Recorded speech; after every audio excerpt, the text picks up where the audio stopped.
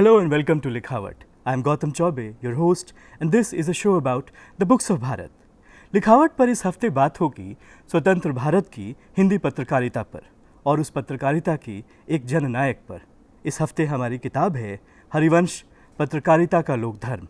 इस किताब को कृपाशंकर चौबे ने संपादित किया है और इस किताब पर बात करने के लिए हमारे स्टूडियो में मौजूद हैं राज्यसभा के माननीय उपसभापति, देश के जाने माने पत्रकार और लेखक श्री हरिवंश जी।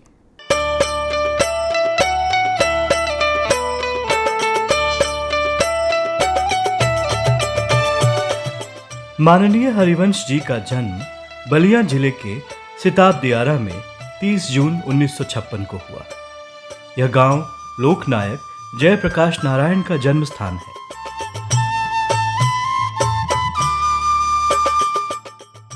हरिवंश जी का प्रारंभिक ग्रामीण जीवन संघर्षपूर्ण रहा।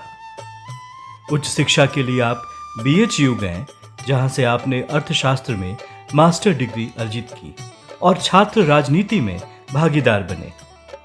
इमरजेंसी के दौर में आप राजनीतिक कार्यकर्ता के रूप में सक्रिय रहे। हरिवंश जी ने धर्मवीर भारती के संपादन में निकलने वाली मशहूर हिंदी पत्रिका धर्मयुग से पत्रकारिता की शुरुआत की। धर्मयुग में नौकरी करते हुए हरिवंश जी का बैंकिंग सेवा में भी चयन हुआ, पर नौकरी में मन रमा नहीं और आप नौकरी छोड़ पुनः पत्रकारिता में वापस आए। आनंद बाजार पत्रिका समूह की प्रसिद्ध हिंदी पत्रिका रविवार से जुड़े। 1989 में आपने प्रभात खबर की कमान संभाली। अपने जीवन का सबसे उर्वर समय आपने इसे दिया और एक मृतप्राय अखबार को पूर्वी भारत का सबसे विश्वसनीय और लोकप्रिय अखबार बनाया। प्रधानमंत्री श्री चंद्रशेखर के कार्यकाल में आप अतिरिक्त सूचना सलाहकार के रूप में प्रधानमंत्री कार्यालय से जुड़े और पद छोड़ने के बाद फिर से प्रभात खबर में वापस आए। हरिवंश जी के राजनीतिक जीवन और चिंतन पर गांधी, JP लोहिया और चंद्रशेखर का प्रभाव है। अप्रैल 2014 में जनता दल यूनाइटेड से राज्यसभा के सदस्य बने और आप अगस्त 2018 में राज्यसभा के माननीय उपसभापति निर्वाचित हुए। पुनः अप्रैल 2020 में राज्यसभा के संसद बने और सितंबर 2020 में फिर से राज्यसभा के उपसभापति निर्वाचित हुए। आपने 25 से ज़्यादा किताबों को लिखा और संपादित किया है, जिनमें Chandrashekhar, the last icon of ideological politics, Jharkhand, समय और सवाल, झारखंड, सपने और यथार्थ, शब्द संसार, कलश, सृष्टि का मुकुट, कैलाश मानसरोवर, बिहार नामा, बिहार, रास्ते की तलाश, चंद्रशेखर के विचार प्रमुख हैं। हरिवंश जी, आपका स्वागत है। धन्यवाद और नमस्कार। बातचीत की शुरुआत इस किताब में संलग्न एक लेख के शीर्षक से करेंगे। एक लेख है डॉक्टर नीरद का, जिसका शीर्षक है पत्रकार ही बनना था, पत्रकार ही बने, पत्रकार ही हैं। आपने BHU से अर्थशास्त्र में ग्रेजुएशन और पोस्ट ग्रेजुएशन किया। उसके बाद आप टाइम्स ऑफ इंडिया से जुड़े। तो उस दौर में पत्रकारिता से जुड़े वे कौन से आदर्श थे, वो कौन सी संभावनाएं आपको दिखी जो एक युवा अर्थशास्त्री इस ओर आकर्षित हुआ? दरअसल गौतम जी, वह जो दौर था 74 से लेकर और 76 का, जब मैं ग्रेजुएशन करने के बाद पोस्ट ग्रेजुएशन में एडमिशन ले रहा था, एक दार्शनिक को बाद में पढ़ा जो कहते हैं कि हज़ारों वर्ष की अवधि ऐसे ही निकल जाती है कभी कभार इतिहास में। कभी कभी सैकड़ों वर्ष कोई घटना नहीं होती, पर इतिहास में कुछ दौर ऐसे आते हैं जब सप्ताहों में हज़ारों वर्ष के इतिहास बन जाया करते हैं। तो वो दौर ऐसा ही था, आपातकाल लगा था। और आपातकाल के पहले पूरे देश में जो राजनीतिक परिस्थितियाँ थी, सामाजिक परिस्थितियाँ थी, उन पर पूरे देश में गंभीर चर्चा और बहस होती थी। और मेरी रुचि थोड़ी छात्र राजनीति, युवा राजनीति में थी। मैं ये जानना चाहता था कि आज जो समाज की स्थिति है उसको नियंत्रित करने वाली ताकतें कौन सी हैं, कौन उसको बेहतर बनाती हैं, कौन उसे बेहतर बनाने की ओर नहीं ले जाती। तो वो दौर था जो एक तरह से विचारों का दौर कह सकते हैं। उस दौर में अगर थोड़ा मैं पीछे लौटूं तो इतिहास में आप देखें तो फ्रांस की क्रांति से लेकर और लगभग 80s 90s तक 90 तक ये पूरा कालखंड विचारों से प्रभावित, आइडियोलॉजी से प्रभावित, फ्रांस की क्रांति हो, रूस की क्रांति हो, चीन की क्रांति हो, वियतनाम की क्रांति हो, या गांधी का अवतरण अपने आप में साम्राज्यवाद के खिलाफ, ये सब विचारों से परिचालित, प्रेरित, ऊर्जा पाने वाले आंदोलन थे। तो हम सब युवा थे और जब ये सारी चीज़ें हो रही थीं तो हमारे मस्तिष्क पे इसका गहरा प्रभाव पड़ता था। और तब भारत में भी मैं आपको याद दिलाना चाहूँगा, आज शायद लोगों को कम याद हो, कि हर विचार समूह के जो राजनीतिक दल हैं उनके अपने प्रकाशन होते थे। जैसा आप याद करें, सीपीआई का पैट्रियट, लिंक, कांग्रेस का नेशनल हेराल्ड, सीपीएम का न्यू वेव, नक्सलाइट्स आए थे उनके अलग पब्लिकेशन थे, बीजेपी का यानी उस में जो जनसंघ था, मदरलैंड, ऑर्गेनाइजर, हिंदी में 5 जन, मैंने आपको इवन इंक्लूडिंग जो समाजवादी पार्टी थी हमारी, जो टूट करके प्रजा समाजवादी और सोशलिस्ट पार्टी बनी, उनके अपने प्रकाशन, जन से लेकर जनता से लेकर के हर एक छोटे बड़े दलों का अपना प्रकाशन होता था। वो अपने विचार लोगों को बताना चाहते थे। मुझे याद है कि चंद्रशेखर जी कांग्रेस के बड़े नेता होते थे, उनका यंग इंडियन एक पब्लिकेशन होता था। यंग इंडियन में जो उनके एडिटोरियल तब छपते थे वो पूरे देश के बड़े अखबारों के हेडलाइंस बनते थे। तो वो विचारों का दौर था। विचारों के दौर ने प्रभावित किया कि हम जीवन में कौन सी विधा चुनें जिसमें हम अपने को व्यक्त कर सकें, जिसमें हम जिन चीज़ों को सही समझते हैं वो दूसरों तक ले जा सकें। तो वो मौका आया, उसने पत्रकारिता की ओर जाने के लिए प्रेरित किया और हमारा selection times of India group में हुआ, मैं चला गया। पर दूसरे मौके भी जीवन में आए, दूसरे ऑप्शंस जो आए जो बड़े सिक्योर्ड ऑप्शंस थे। एक गांव से गए हुए व्यक्ति के लिए, एक बिल्कुल खेती की पृष्ठभूमि से जो अस्थायी एक तरह से आय देने वाली विधा होती है उससे गए व्यक्ति के लिए तो बहुत सिक्योर्ड ऑप्शंस भी आए। उन्हें छोड़ कर के पत्रकारिता चुना। मैं टाइम्स ऑफ इंडिया समूह में धर्मयुग से पत्रकारिता शुरू की, फिर बैंक में कुछ दिनों के लिए गया, पुनः लौट करके पत्रकारिता में रविवार आनंद बाजार पत्रिका में चला गया। वहाँ से मेरे पास एक रिजर्व बैंक का ऑफर था, उसको छोड़ करके हमने एक बिल्कुल बंद प्राय अखबार को बिहार में पत्रकारिता में करना चाहता था कि क्या पत्रकारिता समाज के परिवर्तन का कोई माध्यम बन सकती है। ये एक युवा मानस की उत्सुकता थी देखने की, इस तरह पत्रकारिता में आया। आपने धर्मयुग का उल्लेख किया और उस दौर में धर्मयुग को एक मील का पत्थर माना जाता था। धर्मयुग में छपने वाली कहानियाँ, लेख, यहाँ तक कि उसका आवरण भी, उसको बिल्कुल गोल्ड स्टैंडर्ड माना जाता था। आप 4 साल उसके सह संपादक रहे। धर्मयुग से जुड़े कुछ संस्मरण मैं चाहूँगा कि आप हमारे दर्शकों के साथ साझा करें। लगभग 4.5 साल मैं धर्मयुग में मैंने काम किया और हमारे धर्मयुग के संपादक होते थे यशस्वी डॉक्टर धर्मवीर भारती, बड़े साहित्यकार और अपने समय के बड़े पत्रकार भी मैं उन्हें कहना चाहूँगा। उस पत्रिका का औसत उस वक्त सर्कुलेशन प्रति सप्ताह 6 से 7 लाख प्रतियाँ होती थीं और देश के हर कोने में, जिन्हें आप अहिंदी भाषी प्रदेश कहते हैं, उनमें भी वो पत्रिका जाती थी।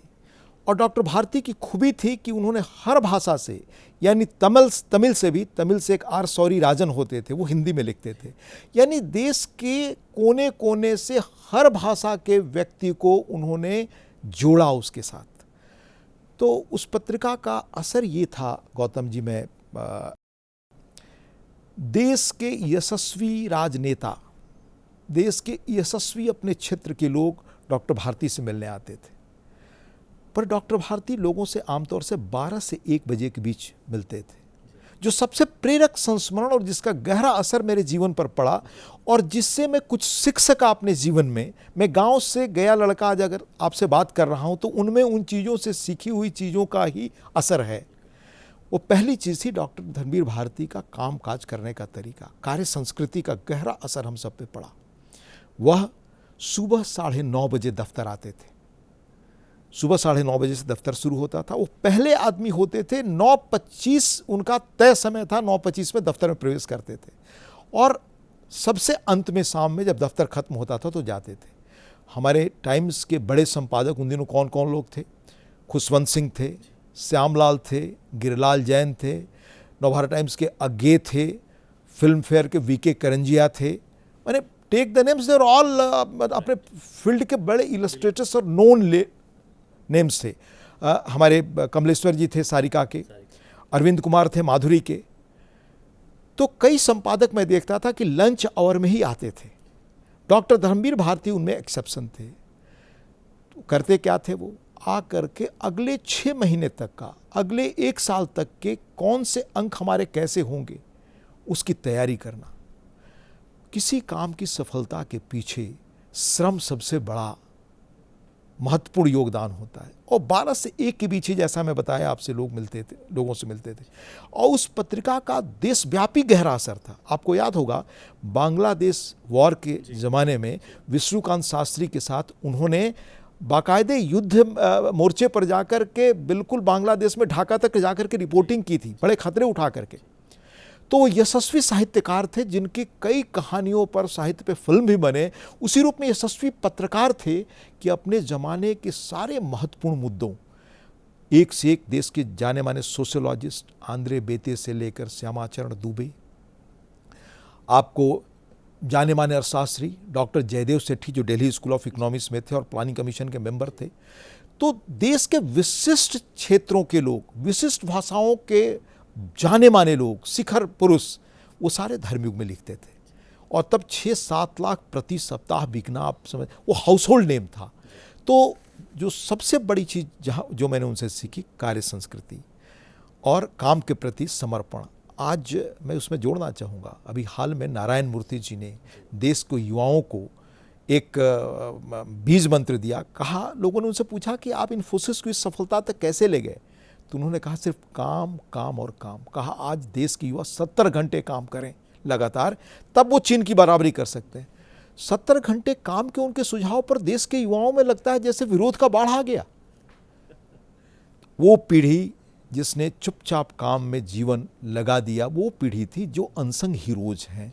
तो वर्क कल्चर जो डॉक्टर भारती का था, दूरदृष्टि थी, विजन था, कमिटमेंट था और अपने काम के प्रति समर्पण। एक अंक उन्होंने निकाला जो आज तक मुझे याद है कि 100 वर्षों बाद दुनिया कैसी होगी। यानी टेक्नोलॉजी से लेकर, साइंस से लेकर, इकोनॉमी से लेकर, कॉमर्स से लेकर, स्पोर्ट्स से लेकर। और हमारे यहाँ उन दिनों क्रिकेट पर लिखता कौन था, गावस्कर, वाडेकर, अजित वाडेकर, ये सारे जो बड़े नाम थे जो उन दिनों रहनुमाई भारत की करते थे, वो दफ्तर में आते थे मिलने के लिए, क्योंकि सबसे यशस्वी पत्रिका होती थी। फिल्म के सारे बड़े नायक वहाँ पर मिलने आते। 12 से 1 के बीच, 12 से 1 के बीच जो समय था उनका। बाकी समय में वो सिर्फ और सिर्फ धर्मयुग के काम, उसकी तैयारी और एक एक, चूँकि समय की सीमा है इसलिए कैसे एक एक काम को बहुत बारीकी ढंग से वो देखते थे। वही कार्य संस्कृति हम सब ने अपने जीवन में सीखी। तो थोड़ा बहुत हम लोग जो कुछ कर पाए हैं, ये उनकी सीख और उनसे काम की हुई चीज़ की प्रेरणा है। किताब के आखिर में आपका एक परिचय है, उसमें एक लाइन लिखा है जो मुझे काफ़ी रोचक लगा कि जेपी आंदोलन के दौरान आप किताबों को पढ़ने लगे और एक लत सी लग गई आपको किताबों को पढ़ने की, लिखने की। अमूमन छात्र राजनीति से जुड़े लोगों को किताबों से दूर माना जाता है, लेकिन मैं जानना चाहूँगा कि 70 का जो दशक है उसको साहित्य और राजनीति की दृष्टि से भारत में स्वर्णकाल जैसा माना जाता है। उस दौरान देश का बौद्धिक विन्यास कैसा था? दरअसल मैं बताऊं कि जो माहौल था, जो मैंने कहा विचारों से हम समझने की कोशिश करते थे कि आज समाज कैसा है और समाज बेहतर कैसे हो सकता है। अब जैसे मैं गांव से आता हूं, तो गांव को समझने का माध्यम हमारे यहाँ तो हम सोशियोलॉजी पढ़ें या हमने उपन्यास पढ़ना शुरू किया। राही मासूम रजा का आधा गांव, हमारे फणीश्वर नाथ रेणु का मैला आंचल, हमारे श्रीलाल शुक्ल का राग दरबारी, हमारे शिवप्रसाद सिंह का अलग अलग बैतरणी, या छात्र राजनीति के लिए गली आगे मुड़ती है।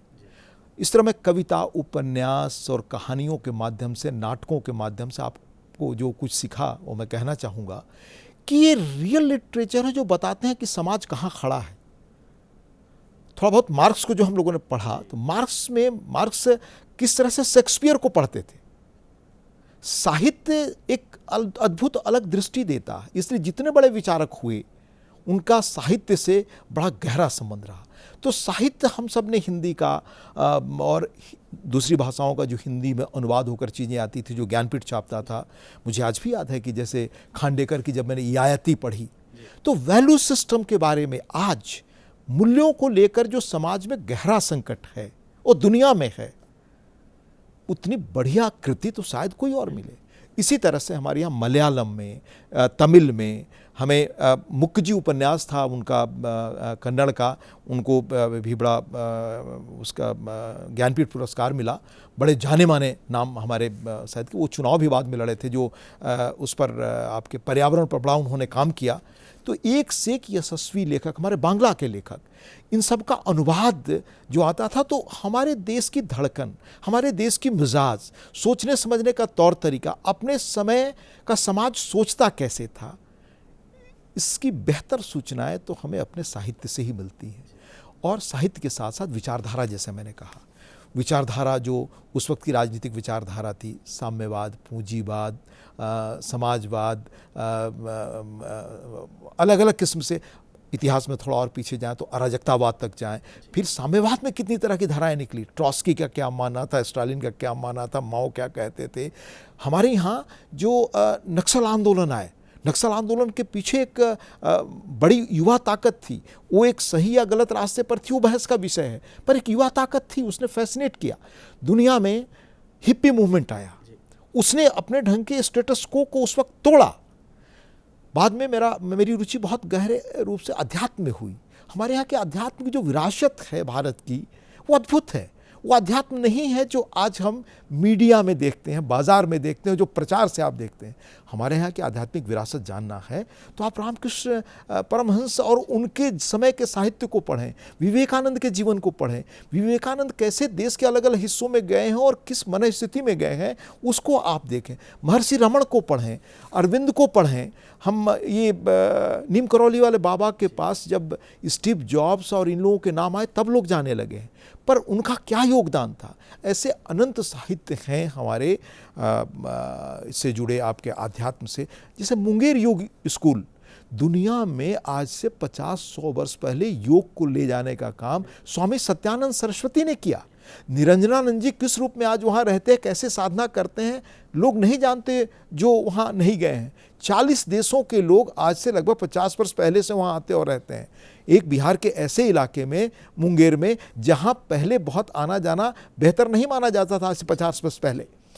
तो ये हमारे आध्यात्मिक प्रेरणा की। इसी तरह महाराष्ट्र में आप चले जाएं, इसी तरह देश के हर हिस्से में जो देश की एक आध्यात्मिक ऊर्जा और परंपरा रही है, उसको आज नई पीढ़ी नहीं जानती।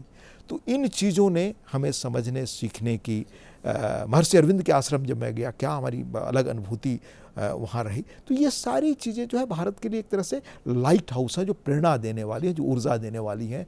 उन चीज़ों से हम सब ने सीखा जाना। प्रभात खबर को आपने एक विशिष्ट पहचान दिलाई और उस पर हम विस्तार से बात करेंगे, लेकिन उससे पहले आप मलयालम मनोरमा और आंध्रा के ईनाडू का आप अध्ययन करते हैं और आप देखते हैं कि जो क्षेत्रीय पत्रकारिता में इन दोनों ने कीर्तिमान स्थापित किए हैं सर्कुलेशन के हिसाब से।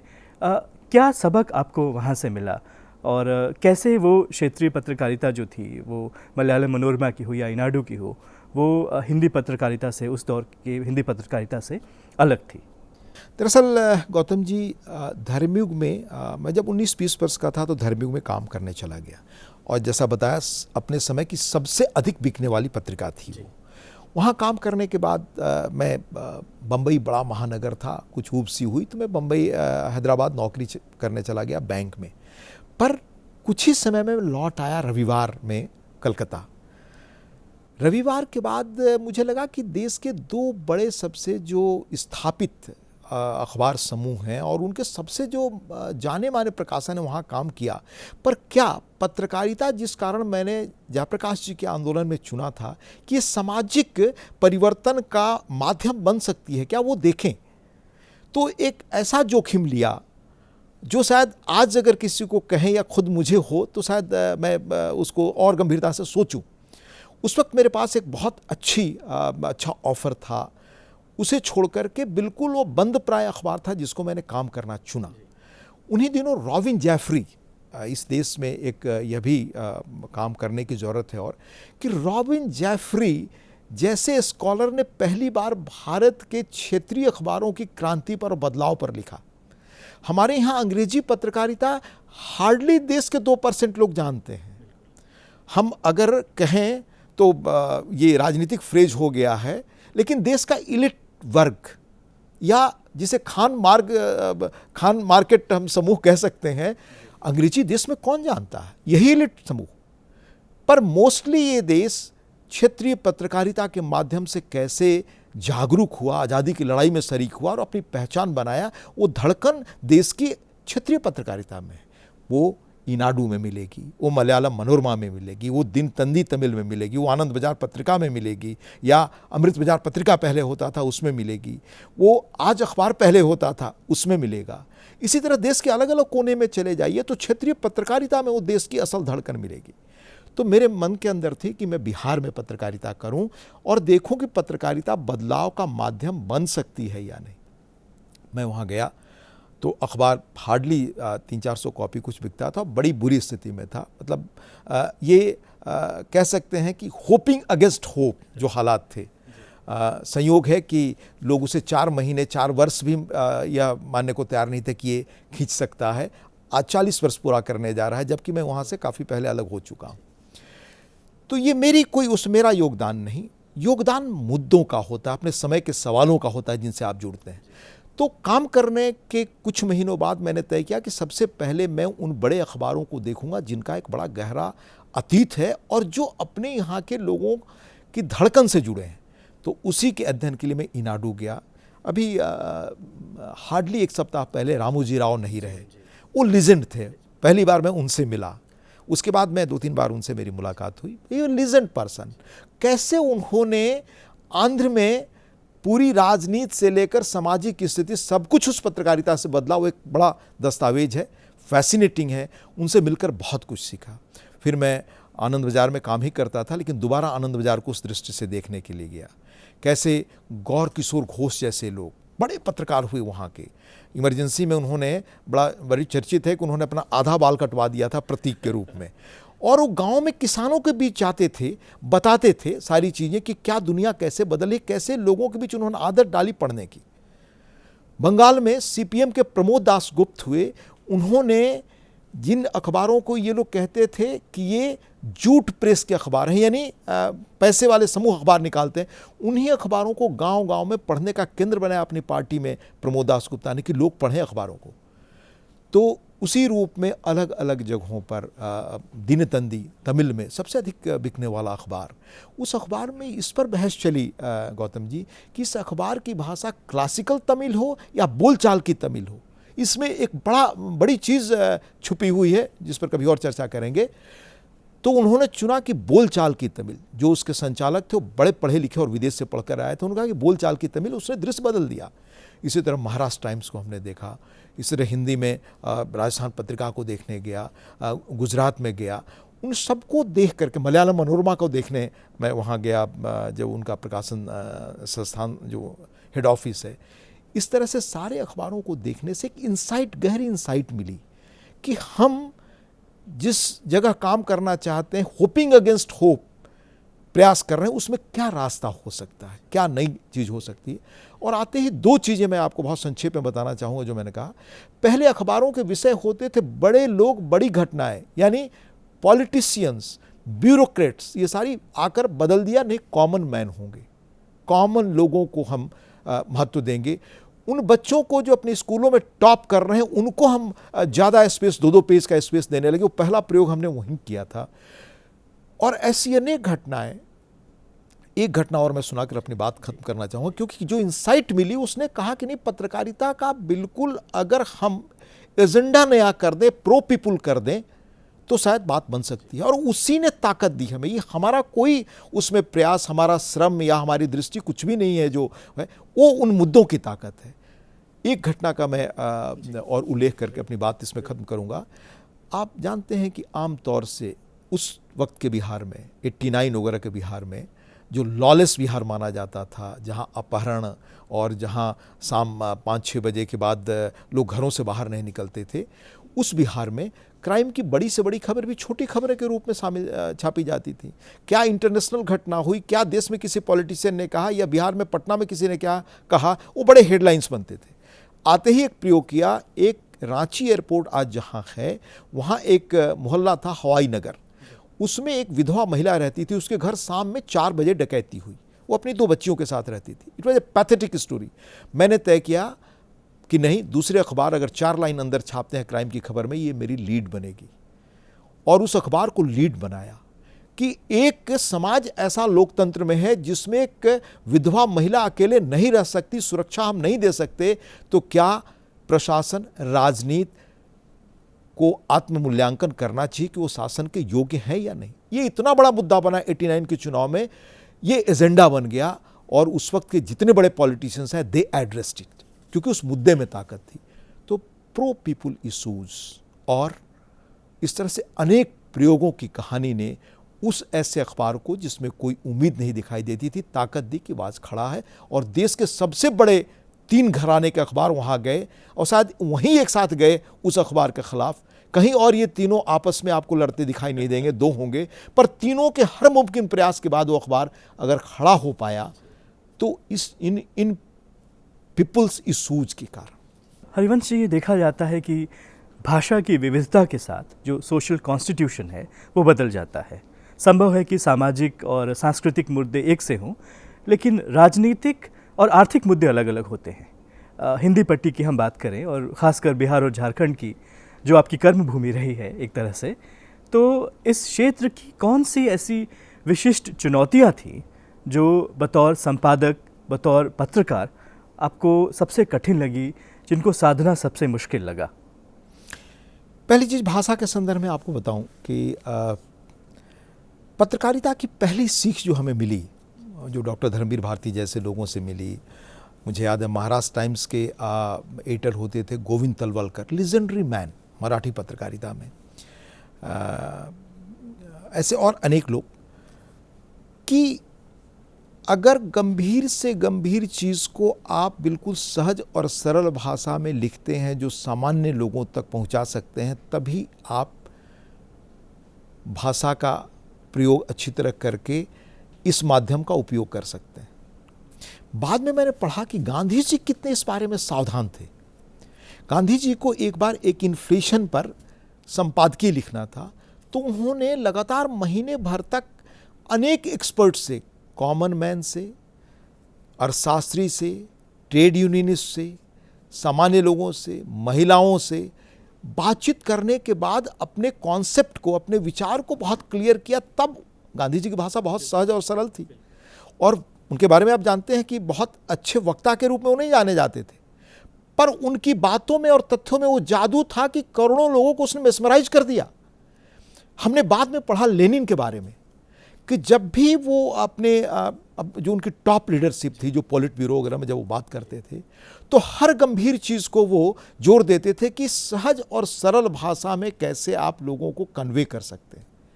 क्योंकि असल बात तो सामान्य पाठक है, वही परिवर्तन का वाहक बन सकता है।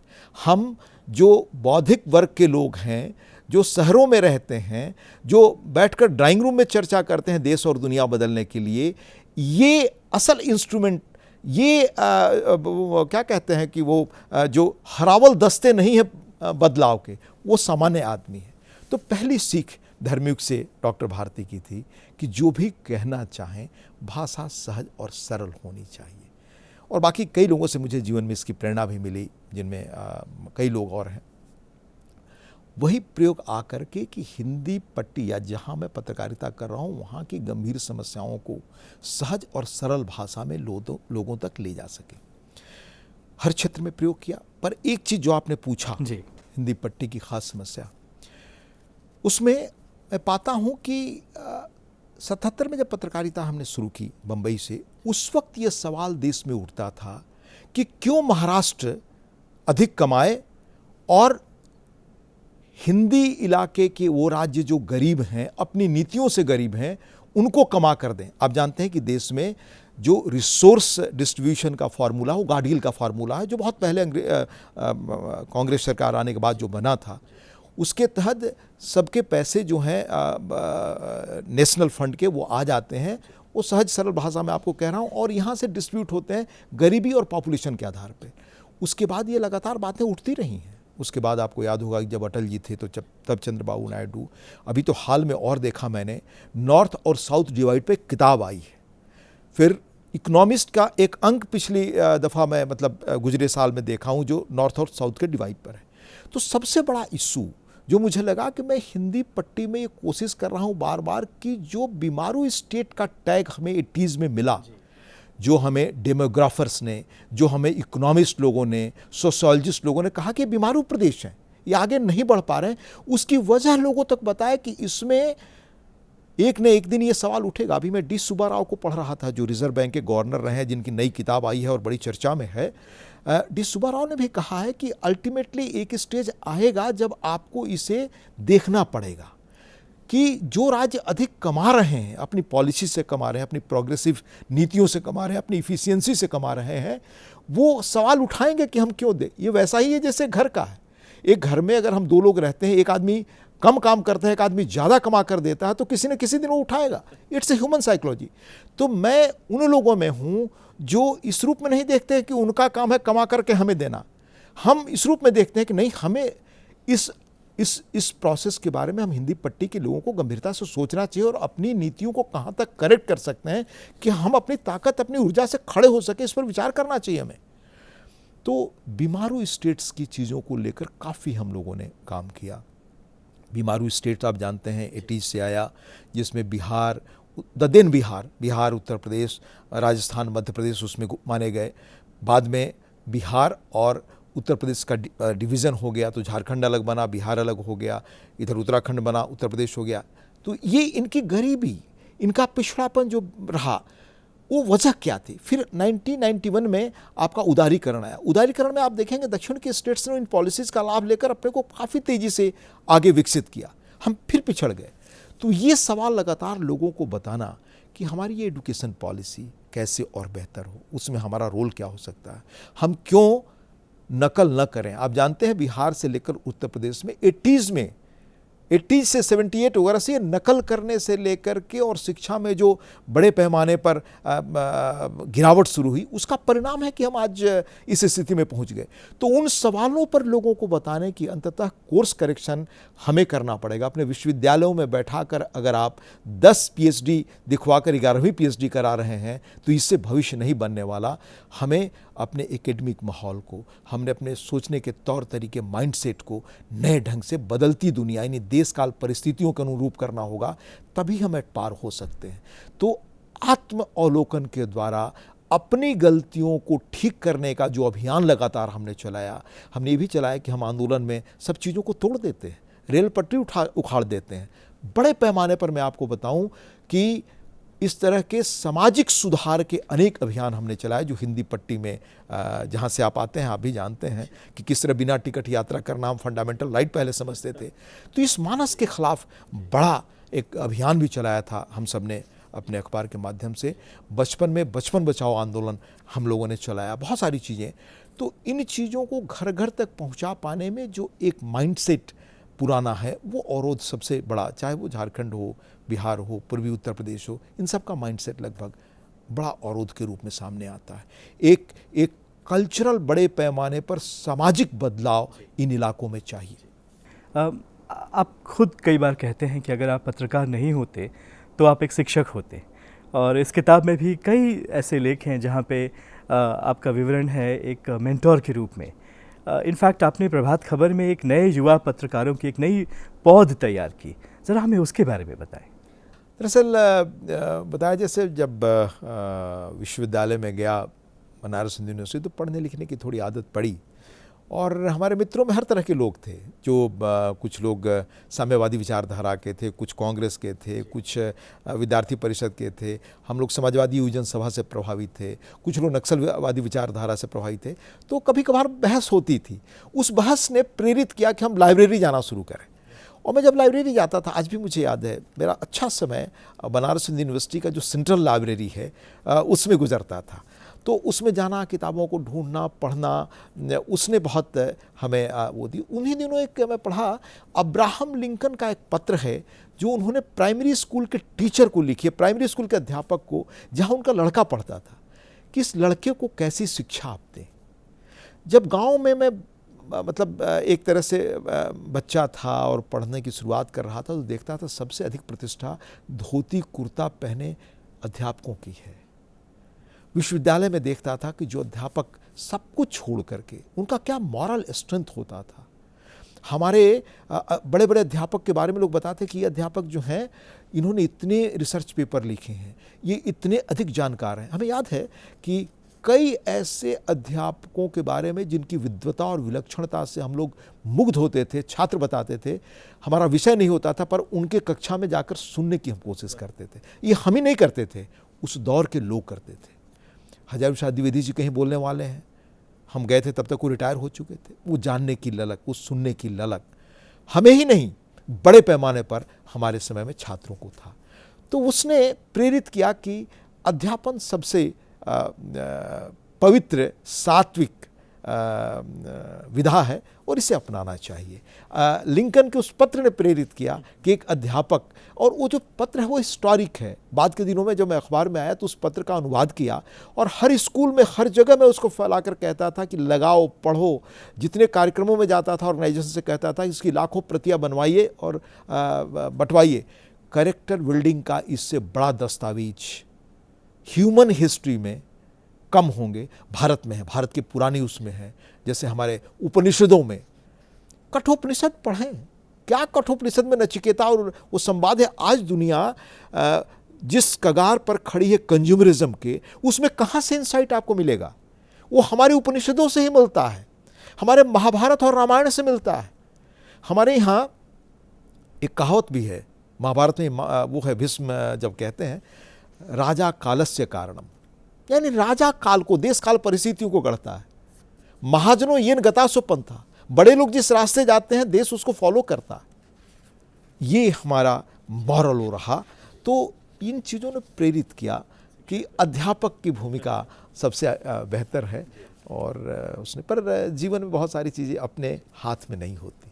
अपने लंबे कार्यकाल में आप लोगों से जुड़े रहे हैं, बतौर पत्रकार आपने लोगों के बीच रह के काम किया, कई जन आंदोलन पे रिपोर्टिंग की।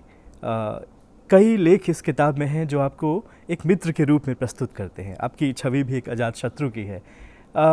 लेकिन कई बार ऐसा होता है कि कलम की धार से दोस्त नाराज़ हो जाते हैं, लोग नाराज़ हो जाते हैं। तो आपने अपनी लिखावट में ये संतुलन कैसे बनाए रखा? दरअसल जीवन का एक यथार्थ बताऊं कि बहुत लोग नाराज रहते हैं और बहुत नाखुश रहते हैं। शायद कोई जीवन ऐसा ना हो जिसमें आपको बिल्कुल कोई व्यक्ति मिले जिससे कहे कि मुझसे कोई खफा नहीं है। ये हमारी दुनिया ऐसी है जिसमें ये एक हमारे जीवन का हिस्सा है। पर कभी भी जीवन में मैंने व्यक्ति और मुद्दों के बीच एक नहीं किया।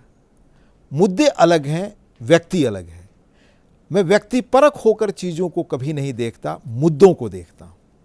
और हमेशा हमारा फोकस रहा मुद्दों को उठाना। इसलिए जहाँ मैंने पत्रकारिता थी, एक से एक बड़े गंभीर सवाल अपने समय के हम लोगों ने उठाए। भ्रष्टाचार से लेकर जिन्होंने देश को प्रभावित किया, राजनीति को प्रभावित किया, प्रशासन को प्रभावित किया, बड़े बड़े लोगों के भविष्य को प्रभावित किया। पर कभी वो व्यक्तिगत नहीं था, वह मुद्दों से था, वो नीतियों से था। तो किसी चीज़ को व्यक्तिगत और बिल्कुल मुद्दे वाइज अलग रखना, ये दृष्टि शुरू से रही। इसलिए शायद जो कुछ कर सके हम लोग उसमें इससे मदद मिली। आप प्रधानमंत्री चंद्रशेखर जी के साथ लंबे समय तक जुड़े रहे, आप उनके मीडिया सलाहकार रहे हैं, उन पे कई किताबें हैं आपकी। एक किताब जो रूपा से आई है उसमें आप उन्हें आइडियोलॉजिकल पॉलिटिक्स के लास्ट हीरो के रूप में देखते हैं, लास्ट ग्रेट लीडर के रूप में देखते हैं। ऐसा क्यों? आप चंद्रशेखर जी को पढ़ें तो आप देखेंगे 62-63 में वो राज्यसभा में आते हैं और जिन मुद्दों को उठाया उन्होंने 62-63 में राज्यसभा में, प्रिवी पर्स खत्म हो, बैंकों का राष्ट्रीयकरण हो, कोयले का राष्ट्रीयकरण हो और अनेक अनंत मुद्दे, उन्हीं मुद्दों को लेकर के जब वो कांग्रेस में गए लड़े। युवा तुर्क के रूप में अपनी पहचान बनाई, पत्रिका यंग इंडियन निकाली, उन्हीं मुद्दों को आगे बढ़ाते रहे। कई बार मंत्री बनने के लिए प्रस्ताव आए, मना किया। 69 में कांग्रेस डिवीजन आया, उन्हीं मुद्दों को लेकर आगे बढ़े और सरकार से करवाया। और अंत तक जब उदारीकरण आया, बहस हो सकती है कि उदारीकरण की नीति अच्छी थी या गलत थी, वो अलग एक प्रसंग है, पर वह उदारीकरण को देश के लिए सही नहीं मानते थे। यह दुनिया जो आज जिस उपभोक्तावादी संस्कृति में है, उसको इस देश के लिए वो सही नहीं मानते थे। वो मानते थे कि यह देश ऋषि मुनियों का देश है।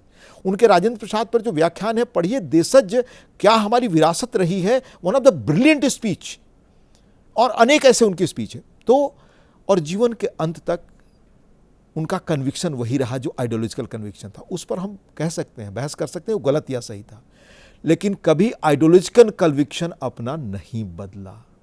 पहली चीज ये। दूसरा, उनको लेकर तरह तरह की चीजें हुई। उनकी मान्यता थी जब राजनीति में आए कि हमारे परिवार का कोई राजनीति में नहीं आएगा। जीते जी उनके परिवार का कोई व्यक्ति राजनीति में नहीं आया। उन पे आरोप लगा, वह आरोप ऐसे जंक्चर पे लगा जब वो प्रधानमंत्री बनने की उनके अवसर आ रहे थे, तब लगा। उसके पीछे एक सुनियोजित प्लान था कि जो भारत यात्रा उन्होंने की, और भारत यात्रा आप याद रखिएगा, शंकराचार्य के बाद, गांधी के बाद, दांडी यात्रा के बाद वो पहले आदमी थे जो कन्याकुमारी से चले। और जब वो कन्याकुमारी से यहाँ तक आए तो उनके पास पीछे कोई सुविधा नहीं थी। आज जो लोग यात्रा करते हैं तो करोड़ों करोड़ों का आगे पीछे और आगे लॉजिस्टिक का प्रबंध होता है।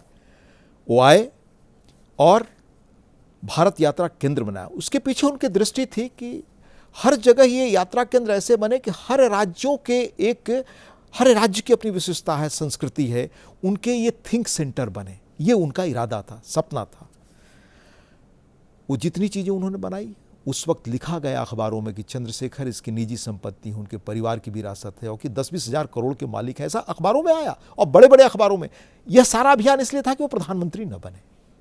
आज वो दुनिया में नहीं, लेकिन आप निकाल करके देख लें कि जो लोग उन ट्रस्टों में रहे, स्थानीय, वही उसके मालिक है। लोकल लोग जिस राज्य के थे वही उसके संचालक है, कोई उनका घर का व्यक्ति नहीं। तो न परिवार को आगे बढ़ाया, न अपने मूल्यों को छोड़ा जिन मूल्यों को लेकर राजनीति में आए। जैसे रहे, सादा पहनते थे, कुर्ता धोती वही, सादा खाना वही, और आजीवन इसी रूप में रहे और चले गए। और जितने अपने उन्होंने ट्रस्ट वगैरह बनाए, अंत में तत्कालीन प्रधानमंत्री आदरणीय मनमोहन सिंह को पत्र लिखा कि ये सारे ट्रस्ट आप ले लीजिए, भारत सरकार ले ले और काम करे।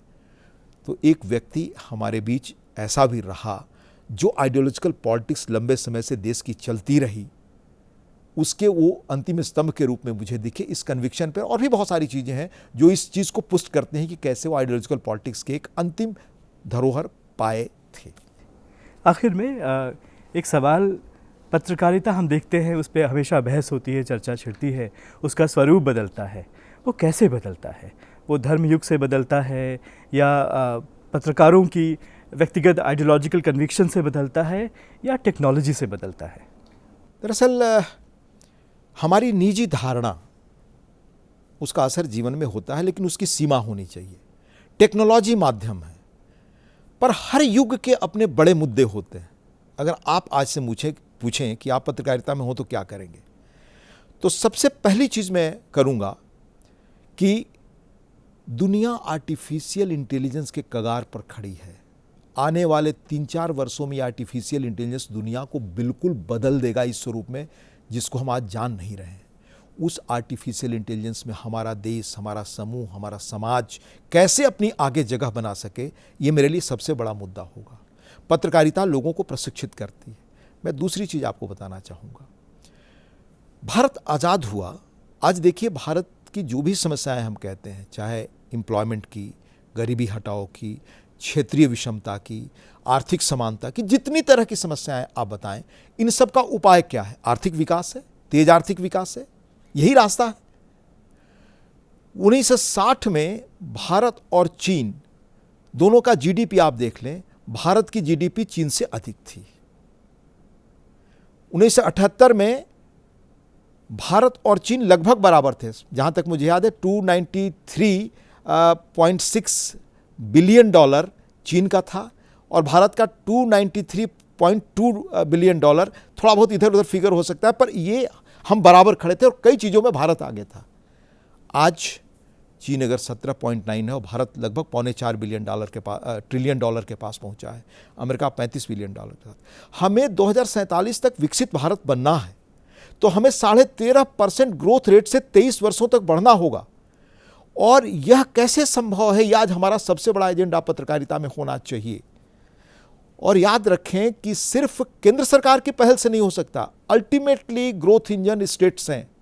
अभी एक मिस्टर मुरलीधरन, शायद कार्तिकेय मुरलीधरन नाम है, उनकी बड़ी चर्चित इकोनॉमिक्स पे किताब आई है कि कैसे स्टेट्स की क्या भूमिका है, प्राइम रोल। एजुकेशन उनके हाथ में, शिक्षा उनके हाथ में, हेल्थ उनके हाथ में। अब प्राइमरी स्कूलों से हमारे ऐसे बच्चे निकले जो क्लास 8 के बच्चे एक का गणित नहीं समझ पा रहे हो, तो हम कैसा भारत बना पाएंगे? तो हमें कैसे आज मिलकर काम करना है कि हम 13.5% ग्रोथ 23 वर्ष तक लगातार प्राप्त करें, तभी हम ताकत बन सकते हैं। उसमें ये आर्टिफिशियल इंटेलिजेंस क्या कर सकता है, ये हमारा नेशनल एजेंडा होता।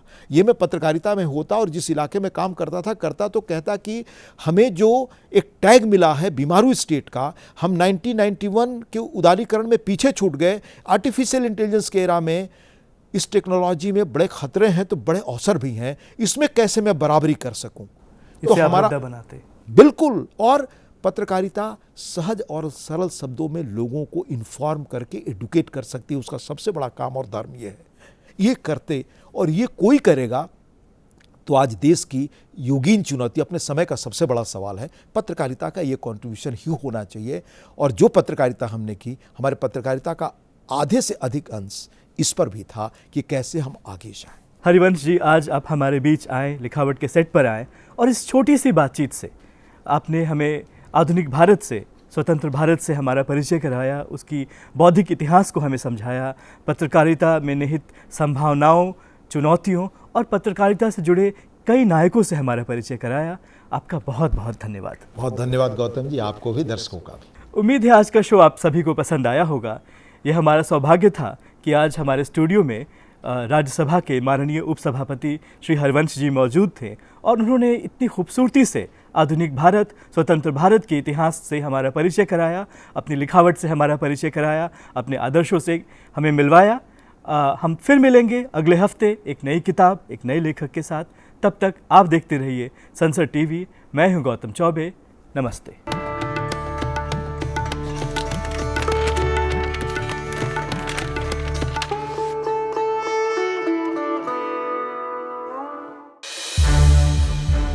संसद टीवी के और भी प्रोग्राम्स देखने के लिए सब्सक्राइब करें हमारा YouTube चैनल और हाँ, इन्हें लाइक और शेयर करना ना भूलें।